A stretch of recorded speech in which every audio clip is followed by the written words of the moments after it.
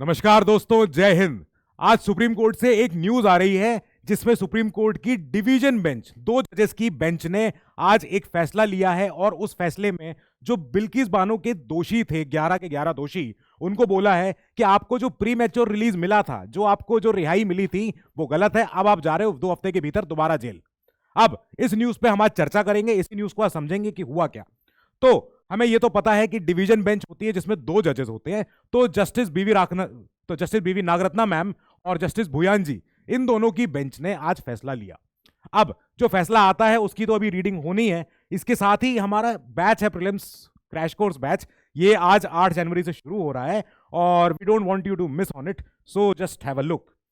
Now क्या होता है, पहले तो आप ये मैप याद रखिए।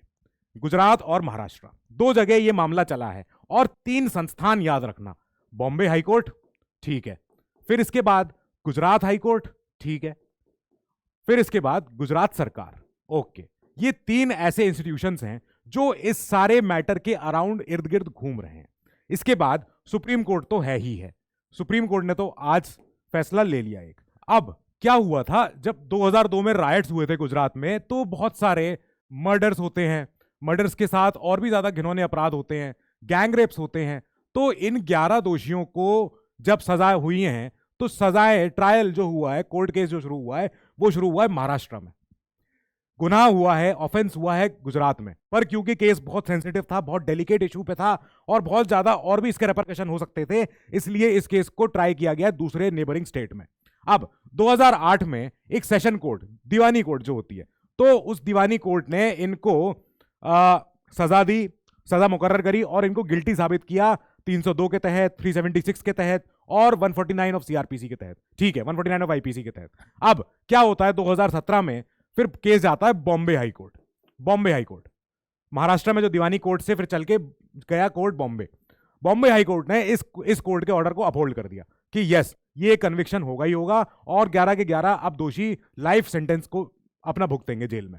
फिर इसके बाद क्या होता है, 2019 में हमको याद है जब सुप्रीम कोर्ट ने बीच में बोला था कि बिल्किस बानो को 50 लाख का आप मुआवजा दें, गुजरात सरकार देगी, और 50 लाख का मुआवजा, साथ में सरकारी नौकरी और घर, तीनों चीज इनको आप दें। फिर इसके बाद 2022 में एक राधे श्याम शाह, एक कॉन्विक्ट है, इनमें से एक दोषी हैं, तो वो गुजरात हाईकोर्ट से अपील करते हैं, यहां जेल में हैं, गुजरात हाईकोर्ट में ही जाके गुजरात हाईकोर्ट से पूछते हैं कि क्या हमें रेमिट कर सकते हैं, क्या हमको हटाया जा सकता, क्या हमारी सजा अब कम हो सकती है। 15 साल से ज्यादा हो चुका है, ऑलमोस्ट 15 साल हो चुके हैं। तो इसके बाद ये बोलते हैं कि क्या अब हमको रेमिशन मिल सकता है। गुजरात हाईकोर्ट कहती है नहीं, अभी नहीं हो पाएगा, आप महाराष्ट्र सरकार से जाके पूछिए, आप महाराष्ट्र हाईकोर्ट से जाके पूछिए।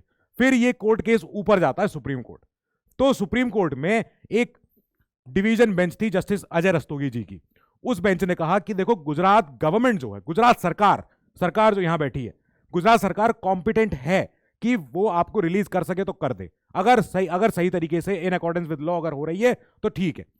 इसको चुनौती दी जा रही थी सुप्रीम कोर्ट के इस फैसले को कि प्लीज आप ऐसा क्यों कर रहे हैं। फिर इस पिटीशन को भी रिमूव कर दिया गया, इस पिटीशन को डिसमिस कर दिया गया। इसके बाद गुजरात सरकार ने इनको रिलीज कर दिया, 11 के 11 दोषियों को। उसके बाद से बहुत ज्यादा पॉलिटिकल अप्रोर होता है, देश भर में पिटीशंस जाती हैं, सब कुछ जाती, सुप्रीम कोर्ट भी जाती है, नारेबाजी भी होती है, रैलियां भी होती हैं। अब क्या होता है, 2023 में इस पिटीशन में दोबारा हियरिंग होती है और अगस्त में जाके 11 दिन लगातार हियरिंग चलती है। तो जस्टिस नागरत्ना मैम की बेंच ने इस फैसले को अक्टूबर में ही रिजर्व कर लिया था कि हम इस फैसले को थोड़े दिन बाद बताएंगे। तो जनवरी में, आज जाके 8 जनवरी को यह फैसला आता है कि जो 11 के 11 दोषी हैं, ये इनकी सजाएं वापस रहेंगी, ये जाएंगे जेल में और 2 हफ्ते के भीतर इनको जेल में सरेंडर करना है। सो विद दिस हमारा ये 3 जो हमारे एंगल हैं, जो 3 चीजें हैं, ये समझ में आ गई कि इसमें 3 रोल मेन है, बॉम्बे हाईकोर्ट का, गुजरात हाईकोर्ट का और गुजरात सरकार का।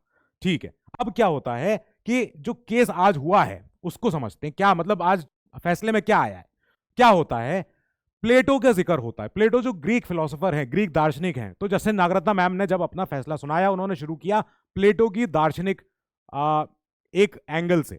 उन्होंने बोला कि जब हम पेनल्टी देते हैं किसी को, जब हम किसी को सजा देते हैं, तो वो क्यूरेटिव मेजर होता है। जैसे डॉक्टर जब दवाई देता है, तो डॉक्टर की दवाई पेशेंट की भलाई के लिए होती है, ये नहीं कि पेशेंट को अच्छा लग रहा है कि नहीं, वो दवाई अच्छी है कि नहीं, वो इसलिए होती है ताकि उसकी भलाई हो सके। तो पेनल्टी देना समाज के लिए क्यूरेटिव मेजर है, ना कि कोई बदले की भावना, ना कि कोई वेंजेंस की भावना। तो हमने पेनल्टी दी है। अब हमें पेनल्टी ये सोचनी पड़ती है कि क्या इससे क्या जो हमारा कॉन्विक्ट है वो क्या रिहैब होके, रिफॉर्म होके वापस समाज में आ सकता है, या बाहर रिलीज करने के बाद वो समाज के लिए बर्डन बन जाएगा, ये भी सोचना पड़ेगा। अब इसके अलावा खुद ही सुप्रीम कोर्ट की बेंच के सामने 5 ऐसे क्वेश्चंस थे जो उन्होंने उसका आंसर किया है। इनके सामने पहला क्वेश्चन आया कि क्या आर्टिकल 32 के तहत जो बिल्किस बानो ने खुद जो पिटीशन अप्लाई करी है, जो अपनी पिटीशन दी है कि प्लीज इस पे आप विचार करें, सुनवाई करें, क्या वो पिटीशन मेंटेनेबल है? तो उन्होंने कहा यस, वो मेंटेनेबल है, बिल्कुल मेंटेन हो सकती है वो पिटीशन। पर क्या बिल्किस बानो के अलावा जो और लोगों ने बिल्किस बानो की एवज में जो पिटीशन डाली है, क्या वो भी मेंटेनेबल है? तो इन्होंने कहा no, we don't want to comment on it. इन्होंने कहा कि हम इस पे कमेंट नहीं करेंगे, क्योंकि ऐसा हो सकता है कई बार और इश्यूज में किसी और तरह के विक्टिम अप्लाई ना कर पाए, पर उनके बिहाफ पे कोई और पर्सन अप्लाई कर पाए, इसलिए हम वो लोकस स्टैंडी पे क्वेश्चन नहीं उठा रहे।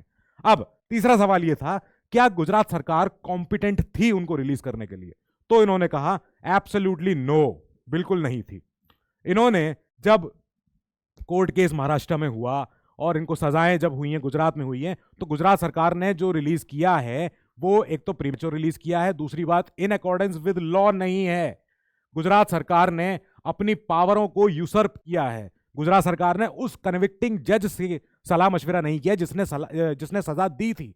तो क्यों नहीं उनसे सलाह मशविरा किया गया? अब एक फाइनल क्वेश्चन है, क्या होता है जब एक बार रेमिशन का ऑर्डर हमने सेट असाइड कर दिया, ठीक है, अब ये लोग जेल जा रहे हैं, अब इसके आगे क्या, व्हाट हैपेंस नेक्स्ट? तो सुप्रीम कोर्ट ने कहा यह बहुत ही डेलिकेट मैटर है। It is a very very very very sensitive, very very delicate matter, जिसको कि हम जैसे एंशियस जजेस, सीरियस जजेस मॉनिटर कर रहे हैं। अब विद दैट हमारा न्यूज का ये पोर्शन खत्म हो रहा है, जिसमें हम आज इस बात को पढ़ रहे हैं कि हां, जो रेप कॉन्विक्ट्स थे, अब ये सब के सब वापस 2 हफ्ते के भीतर इनको जेल में सरेंडर करना पड़ेगा। विद दिस हम इस न्यूज को यहां कंक्लूड कर रहे हैं, और इस न्यूज पे जैसे जैसे जो और डेवलपमेंट होगा, we will follow it on up. Thank you very much.